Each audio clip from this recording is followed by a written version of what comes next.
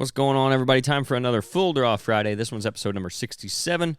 We're going to be talking about kind of the second phase or third phase, however many you want to break it down into, of the rut this week. We're going to be talking some strategies for that, like we did last week for the early part. Now we're rolling into kind of that pre-lockdown phase, is what I'm going to call it for this episode. We're going to talk about where you can be to be successful during this time period. It's a good time to be out there in the woods. One of the best times of the year. I think our best days down in Southern Illinois always fall sometime around Veterans Day, a couple days here or there, one way or the other. You guys probably heard me say that before. So we're looking forward to the beginning through the middle of next week, even towards next weekend, if we can get some, especially next weekend. That weather looks like it should be pretty good. So Blake got a deer on the ground, on the 6th, I believe it was. Shot a really nice 8-pointer that morning, and we've been seeing some nice deer. So it's getting good. The does are starting to come in. The bucks are out after them, and that's what we're going to talk about today on Full Draw Friday number 67.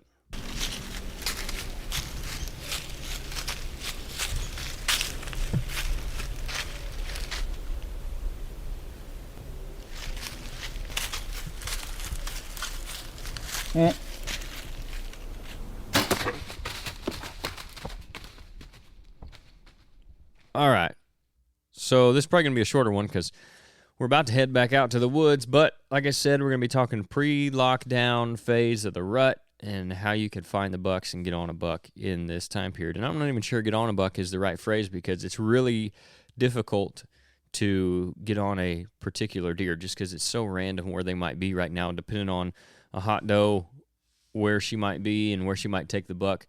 There are ways that you can pattern bucks during the rut to some extent, just not like the early season or the late season. I actually wrote a blog about that on our website a couple years ago about patterning bucks during the rut. So you guys can check that out if you're interested in that. But today we're going to be talking about just killing any mature buck during this phase of the rut. Last week we talked about the early part. Now we're going to be talking about the second phase. And again, some people might break it down a little bit more than that and call this maybe even the third phase of the rut, but I'm going to call it the second. Some does at this point have been bred. Obviously, the first does have come in most areas. That's what you're going to see. Most of the first does have come in, so that time period is past us for this year. Hopefully, you guys found some of those first does and had some good hunts. It's not going to be whereas during that phase, if you found that first doe and no other does were in, she might bring every buck in the area by you. You may not see that now just because you're going to have maybe 2 or 3 does that are in estrus in the area, or potentially more than that as we get towards the end of this phase. But you can still have a really good hunt if you can either get a hot doe to come by because she's likely to have at least a buck with her, maybe 2 or 3. And besides that, when those bucks come off of one doe, they know they're out searching for the next one. You can find them doing that as well, and that's what we're going to talk about. Me and Nate actually had a really good hunt the other morning where there were 2 hot does. One was locked. There was a buck, 160-inch 10-pointer. He had both sides. He actually had a whole side broke off of his rack, so he just had his left side left. But he was locked down with a doe, and then another doe came by up on top of the ridge that they were down at the bottom of, and she had 3 or 4 bucks behind her.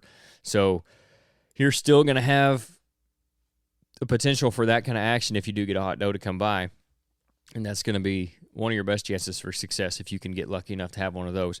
But there are other ways to give yourself some better odds, too.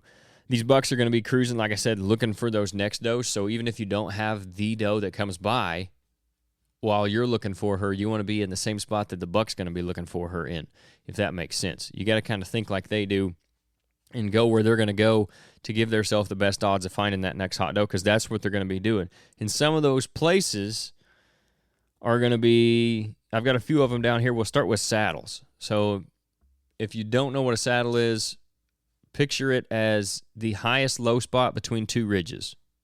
Hopefully that makes sense. Where the 2 ridges kind of come together, it dips down in the middle, and it may be really low on either end of the ridge, but then down in that middle, it's lower than the ridge tops, but it's higher than the bottom. So those ridges don't just dump completely down into a ditch or something in the bottom. They kind of connect there, and it looks like a saddle. You have the 2 higher points on either side, and the middle is a little bit lower. It looks like you could sit down in it just like a saddle. So Those kind of places are really good because those bucks are going to be cutting those ridges and cruising those ridges, and that's a lot of times where they're going to cross over the top of them. So instead of going just straight up over the top, the very point of a ridge, they're going to cross over to the backside of it at a saddle. So that's why those are such good cruising spots. Those bucks are going to run the ridges, especially, in this kind of another spot in general. If there's a ridge above or below doe bedding areas, they're going to run that on the leeward side, so they got the wind and they're at least a crosswind coming to them down off that doe bedding area, so they can scent check the whole thing as they're moving through. And then once they come to a saddle, that's where they're going to pop up over that thing, so they don't have to be so visible up at the very top. They feel a lot safer going over that low spot. It's just like if you've got a field with a low spot in it, and that's where all the deer come out to go feed, like at those ag fields that you see, or maybe a food plot or something, and it kind of rolls down into a low spot and goes back to the timber, and that's where you see a lot of deer come out. It's because that's where they feel safest. So it's the same idea with the saddle. If you can get on the downwind side of a good crossing on a saddle, that's going to be a really good place to be right now because, again, those bucks are cruising once they break off of a doe, if they're with a hot doe, and maybe they haven't found one yet in some cases. But that's where they're going to be looking for them at. That hunt that me and Nate had where we saw all those bucks was a place he calls a saddle club because there's like 5 or 6 saddles right all in there together where all these ridges kind of come and meet. It's a really good spot for this time of year. And that's one, especially in the morning, and the next one as well. Ridges above doe bedding areas and ridges below, or like the bottom part of a ridge below a doe bedding area. But that's going to matter. I mean, it's going to determine where you're going to sit based on the time of day. So if you're going in the morning, you're going to want to sit above those doe bedding areas because that's where the bucks are going to be, especially if there's not much wind. Your thermals are going to be pulling up, and so are the thermals from that bedding area. So if you get up there above them in the morning, that's where the bucks are going to be too. They're going to be on that top third. Not the very top most of the time. They're not going to run just the flat top of a ridge all that often. They may cross over it. A lot of times they'll be on that top third somewhere in there because, again, they don't want to be able to be skylined or anything or be extremely visible, especially the mature bucks don't. If they get on a doe and she runs up there, it's not going to stop them from doing it. But if they're just cruising, most of the time they're going to be off the top just a little bit. And then in the evenings, your thermals are going to be pulling down into the bottom of that ridge, so you're going to be underneath of that doe bedding area because the bucks, again, are doing the same thing. And you got to get, so in the mornings you got to get above that buck trail, and the evenings you got to get below the buck trail because you don't want to be in between where he's going and the bedding area because he's going to smell you just like he's trying to smell those does. Both of those saddles and those ridges, all those kind of systems work well if you have the terrain, right? Especially if you've got some timber, big timber stuff. That's going to be probably your best odds of finding the bucks right now just because there's very little reason for them to be a lot of other places. You got to use the terrain in there just like you would really all year for finding deer activity, but especially now. So that works great if you have that. If you don't, though, and this next one also works for that, but unlike those where you have to have a ridge to have a saddle, or you have to have a ridge to be able to hunt one, if you don't have that, you can still find pinch points and funnels. If you're like most hunters out there, at some point, you've dreamed of having a piece of hunting ground to call your own. Maybe you finally decided to make those dreams a reality. If so, you need to talk to our guy, Rodney Hawkins. Rodney is a land specialist with Midwest Farm and Land. If you haven't heard of them, they aren't your average real estate company. While they do deal in traditional residential and commercial real estate, their specialty is recreational and farm ground. With agents like Rodney serving across the state of Illinois, no matter what you're looking for, they can find it. Even if you want to sell what you already have to upgrade, downgrade, reinvest, whatever, they've got you covered. For more information, you can contact Rodney at 618-925-3153, and he'll get you taken care of. On top of what he does for MFL, Rodney also has his own company called RG Outdoors. They currently carry hard and soft-sided blinds, blind chairs, tree stands, and cameras from Radix Hunting, Tacticam trail cameras, Fission e-bikes, and he's adding new stuff all the time. I've personally used all of these products, and I'm beyond happy with every one of them. The Fission e-bike is a game changer, and you will not find a better one for the price. If you're interested in anything RG Outdoors has to offer, you can send them a message to their Facebook page, RG Outdoors, email them at rgoutdoors@yahoo.com, or again, just call Rodney directly at 618-925-3153. Those are pretty much just what they sound like. If you're not if you don't really know, if you're a little bit confused on them, a pinch point is going to be anything that narrows down the deer's movement, like their travel corridor or where they want to be. It kind of pinches down where they're going to be. So let's say you've got two big blocks of timber and they meet at a corner, each corner kind of comes together, that's a pinch point because the deer are going to want to be on that, at least on that edge or maybe in the timber. So it's really going to narrow down their movement. So you got a better chance of seeing them go through there. Whereas in the big block of timber, they can go pretty much anywhere throughout there they want, especially if there's not a lot of terrain. If they've got decent cover, they'll be moving through that thing anywhere. But when they come to go from one block to the next, they're going to go through that corner most likely. So that's a pinch point. Another example would be if you've got timber along a creek bed or a deep ditch or even a river.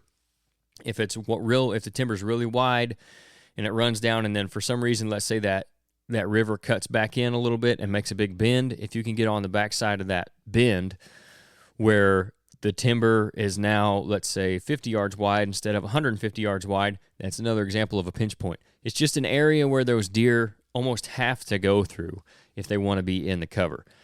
So if you can find those, that's going to be a really good spot this time of year too.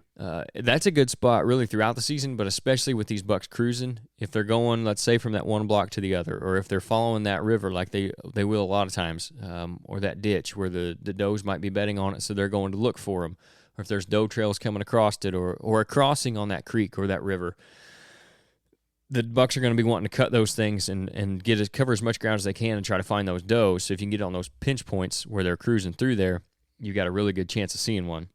Funnels are very similar to that. So it's going to be kind of a smaller area that leads out into a bigger area. It might be, let's say you've got a food plot or an ag field where they're feeding, and it dumps off into a kind of a more narrow piece of timber, and then it opens up into big bedding or big timber or CRP or something like that. It just kind of looks like a funnel. It narrows down from both sides, and then you've got a big area they like to be on one side and a big area they like to be on the other, and it just funnels all that movement right through there, just like pouring oil in your car or your truck through that funnel. It's going from the big opening down through the smaller one, back out into the other big opening. So funnels and pinch points can be very similar, but I would say all funnels kind of are pinch points, but not all pinch points are funnels. It's kind of like the square rectangle thing. So if you think about it that way, it's almost semantics in a way, just calling them one thing or the other. If you can find those places where movement gets constricted, and especially for bow hunting, especially during this phase of the rut, that's where you're going to have the best chance of seeing one of those bucks on their feet. Another thing you can do in those spots to increase your chances is the all day, or if you can't do that, midday sits. If you can't hunt all day any days because you got other commitments or you've got work or whatever it is, maybe it's one of those deals where you got something going on, in the afternoon, but you can hunt the morning, so you just extend that morning hunt now to, let's say, noon or 1 o'clock. Maybe you can't hunt in the morning or the evening, and you just hunt from 11 to 1, where most of the time throughout the year, that's not going to produce much. It can be very good through this next phase, through the pre-lock, and then even in the lockdown phase. And I'll talk about that probably on another episode. But that can be a really good time to be out there, especially right now. If there's a buck with a doe, he's going to be on his feet with her till he gets her bred, and then he's going to be looking for the next one. It doesn't matter if it's midnight or noon, that's what he's going to be wanting to do. Another one that's going to help you is kind of similar to that. It's just putting your time in your best spots. If you do that, you're going to be rewarded right now. If you've got a really good spot that produces every year during the rut, or even if it doesn't necessarily produce in the fact that you kill deer, you get pictures there every year and you just haven't been able to time them up and be there at the same time the deer are, put your time in those spots. And there's going to be some slow sits right now. If those bucks are with does, you're not going to see them. You're just waiting for them to come off of them. Same thing, if a hot doe came through there earlier and took all the bucks out to the neighbor's property, you're probably not going to see them for a little bit, but once they either get tired of chasing her, another buck runs them off, or they get her bred, once that happens, they're going to come back through and they're going to be looking for the next one. So if you got those really good spots where you get pictures or you shoot deer every year, put the time in there right now and you're going to have success in those spots. Good weather, bad weather, time of day, just get out there and get your butt in the stand and you're going to have some luck. If you're not seeing anything, don't don't get discouraged. A lot of times throughout this phase, I've seen it a ton. I'll have one really good sit, and then the next one will be dead. Or I'll have a completely dead sit, and then the next one will be really good. It just seems to kind of come and go pretty quick, and it can change on a dime either way. You can go from seeing a ton of deer to nothing. So that spot me and Nate sat that morning was crazy. Bucks all over the place, does running through there, a lot of chasing going on. We even heard some deer that we didn't even see, doing some chasing, grunting bucks and running through the timber. He went back in there in the afternoon, and they didn't see but maybe a couple of small bucks and a few does right there at last light. And I've just seen that so many times where something can be so on fire in a morning hunt, and you go back in the evening and it's just dead, or vice versa. It's on fire that evening, but you go back the next morning and it's just dead. So don't be discouraged if it's one of those slow times, because it's going to break loose at some point. And, that's another thing. You see guys posting all their kills on Instagram and Facebook, and you think, gosh, I'm in the wrong spot. Everybody else is seeing deer. Just be patient. Those spots where they killed those deer were probably slow a couple days ago. I mean, there's going to be particular spots that are just so good that there's always some deer moving through them, but most of us don't have those. So put your time in right now, and you're going to be rewarded. That's the best advice I can give you for this phase of the rut. If you don't listen to anything else from this whole episode, make sure you get that. Put the time in the stand. All right, that's everything I got for this week. Appreciate you guys tuning in. As always, we'll have another episode out Monday, so make sure you stay tuned for that. We will see you then.